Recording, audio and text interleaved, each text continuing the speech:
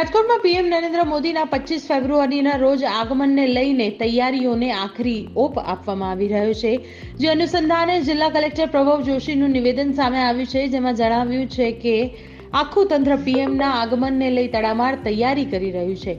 રાજકોટ શહેરને 3200 કરોડથી વધુના કામના પ્રોજેક્ટની ભેટ મળવાની છે, જ્યાં રાજકોટમાં પીએમ નરેન્દ્ર મોદી 1195 કરોડના ખર્ચે બનેલી એમ્સ હોસ્પિટલનું લોકાર્પણ કરશે, તેમજ સિવિલ હોસ્પિટલ ચોકમાં 120 કરોડના ખર્ચે 750 બેડની જનાના હોસ્પિટલનું લોકાર્પણ થશે।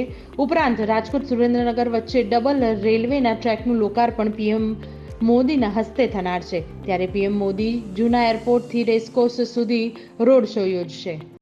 આખું તંત્ર પૂરજોશથી કામ કરી રહ્યું છે।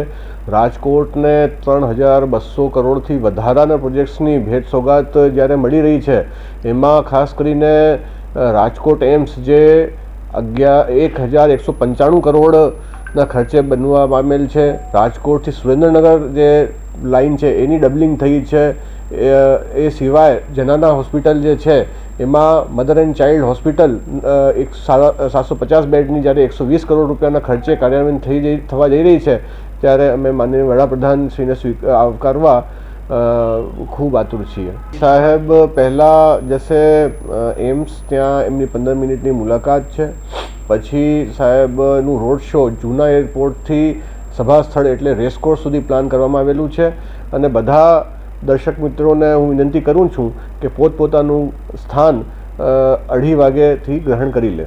જેમ મેં કીધું કે બધાને દર્શક મિત્રોને વિનંતી છે કે પોતાનું જે સ્થાન છે 2:30 વાગ્યે ગ્રહણ કરી લે।